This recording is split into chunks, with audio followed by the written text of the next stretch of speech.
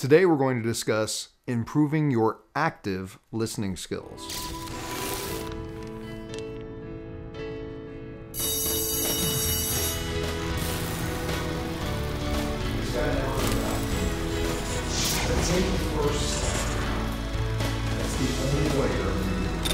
I have to say that one of the most rewarding skill sets that I've learned, because it's really affected my personal growth and also become the biggest gift that I could give to someone else, was learning the skill of becoming an active listener. Now, that phrase itself might be confusing to people because, again, it was a skill set I had to learn. It was not something that I was born with as a skill. Active listening, meaning being fully present when you're in a conversation with someone.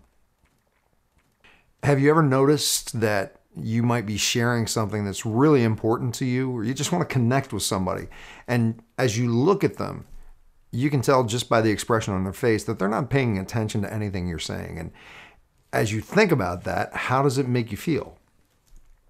I know for me, it made me feel like I was not important to them. What I was sharing had no meaning. And through some different processes, I learned how to turn off my own brain when I was getting into conversations and actually be an active listener. You know, when I was younger, the most important thing in a conversation was to make sure that people understood what I was trying to share with them. You know, my perspective was the most important thing. And what I learned over time was actually the best way for me to grow and the best way for me to nurture a relationship was to stop caring about them understanding my point and start caring about me understanding theirs. You know, so often we are in a conversation and we're not paying any attention to what the person's saying because we're just waiting for our turn to talk, or we're so focused on wanting to make sure we get our point across that we're actually having a conversation with ourselves in our own heads while the other person's talking to us. It was funny, there was a facilitator who did an exercise, and the point of the exercise was to bring two people on stage who had totally opposing belief systems regarding a specific topic. And the topic that this facilitator chose was it ethical for someone to sleep with someone that they just met? And the one person, very religious in their viewpoints, and the other person, very open-minded in their views. And the idea was for person A to share in 2 minutes or less why they believed that it was ethically okay to sleep with someone that you just met. Person B was not allowed to counter, was not allowed to debate. They were just supposed to listen.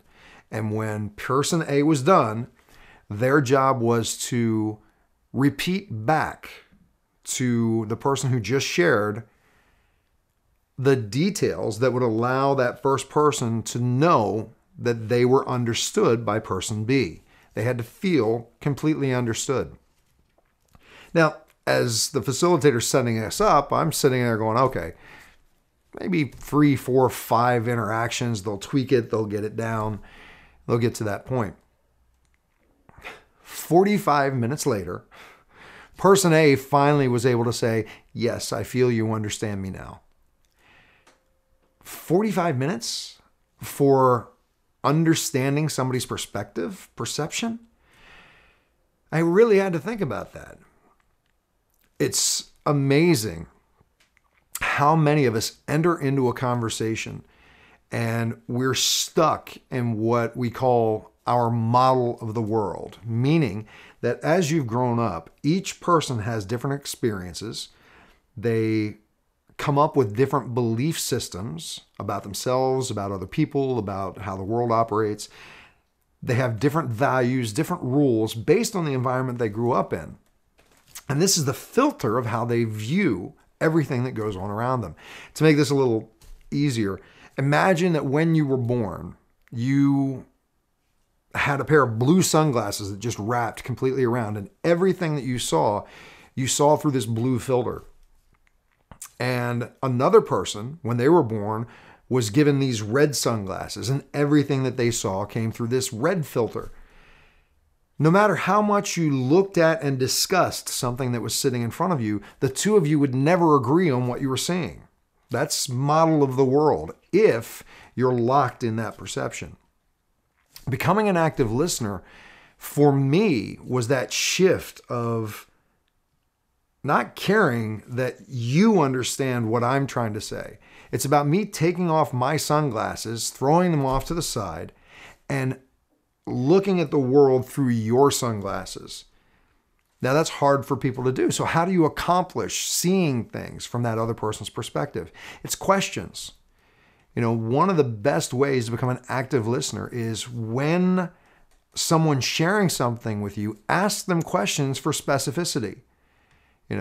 As they share something, when they're done, please don't interrupt them. But when they're done, say, when you were talking about this experience that you just had, how did you feel? And let them respond. And after they finish responding, well, now when that happened, what were you thinking? The idea is to do everything you can. Ask them questions to elicit information that will allow you to see it from their perspective.